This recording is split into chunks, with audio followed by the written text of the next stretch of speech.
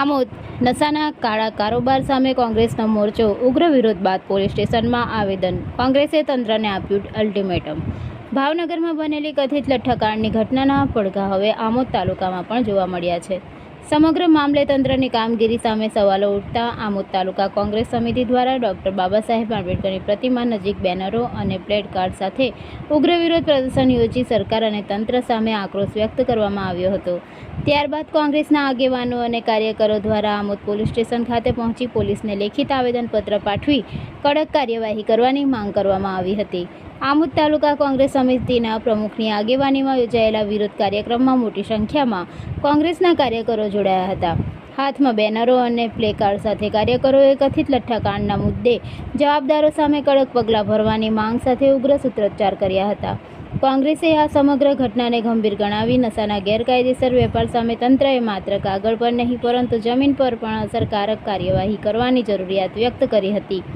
આવેદનપત્રમાં આક્ષેપ કરવામાં આવ્યો છે કે આમોદ શહેર અને તાલુકાના કેટલાક વિસ્તારોમાં કથિત રીતે ગેરકાયદેસર દારૂનું વેચાણ અને હેરાફેરી થતી હોવાની ફરિયાદો વચ્ચે તંત્રની કામગીરી સામે અનેક સવાલો ઊભા થઈ રહ્યા છે.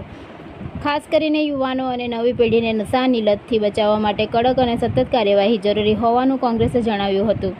વધુમાં આમોદ તાલુકા કોંગ્રેસ પ્રમુખ નરેન્દ્ર પટેલે મામલાની ગંભીરતા દર્શાવતા આમોદ પોલીસ ઇન્સ્પેક્ટર સમક્ષ બે હાથ જોડીને અને પગે પડી વિનંતી કરી હતી કે સાહેબ આમોદમાંથી દારૂનું દૂષણ દૂર કરો. આ દ્રશ્ય સમગ્ર મામલાની ગંભીરતા છતી કરી હતી.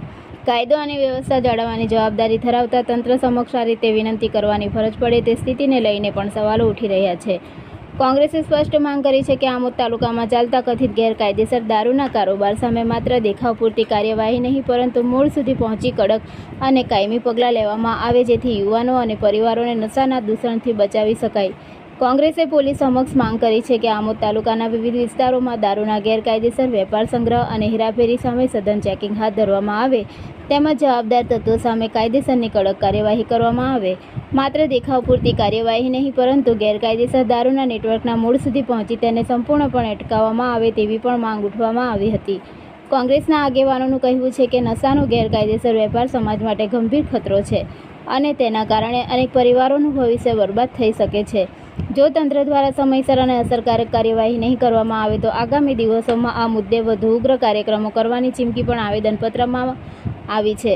ભાવનગરની ઘટનાને પગલે આમોદમાં કોંગ્રેસના આ વિરોધે સ્થાનિક સ્તરે પણ નશાના ગેરકાયદેસર વેપાર સામે તંત્રની જવાબદારીને લઈને ચર્ચા તેજ કરી છે.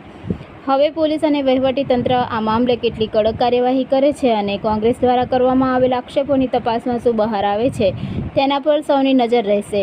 ઉલ્લેખનીય છે કે ભાવનગરના કથિત લઠ્ઠાકાંડના મુદ્દે ભરૂચમાં પણ કોંગ્રેસ દ્વારા વિરોધ પ્રદર્શન યોજી જવાબદાર તંત્ર સામે આક્રોશ વ્યક્ત કરવામાં આવ્યો હતો. આ ઘટનાના પડઘા હવે માત્ર ભાવનગર કે ભરૂચ પૂરતા સીમિત ન રહેતા સમગ્ર રાજ્યમાં જોવા મળી રહ્યા છે અને વિવિધ સ્તરે વિરોધનો સૂર ઉઠી રહ્યો છે. નશાના ગેરકાયદેસર કારોબારને લઈને લોકોમાં પણ ભારે રોષ જોવા મળી રહ્યો છે. ત્યારે સરકાર અને તંત્ર દ્વારા માત્ર દેખાવ પૂરતી કાર્યવાહી નહીં પરંતુ જવાબદારો સુધી પહોંચી કડક અને અસરકારક પગલાં ભરવામાં આવે તેવી લોકમાંગ ઉઠી રહી છે. મારું નામ ધનુબેન મહેન્દ્રસિંહ રાણા છે. આમોદ તાલુકા મહિલા કોંગ્રેસ પ્રમુખ છું.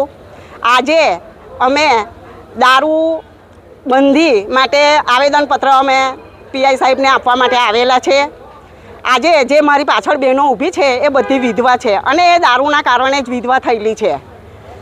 લઠ્ઠાકાંડમાં ઘણા ભોગ બનેલા છે અને તે બહેનોને સોચવાનું આવે છે, બહેનોને ભોગવવાનો વખત આવે છે. બહેન મહેનત મજૂરી કરીને લાવે અને પોતે ખાવાનું પણ પોતાને નથી મળતું, છોકરાઓ એટલા હેરાન કરે છે.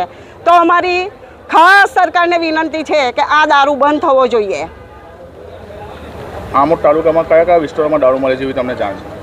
આમોદ તાલુકામાં મને તો એવું લાગે છે કે કોઈ ગામ બાકાત નહીં હોય.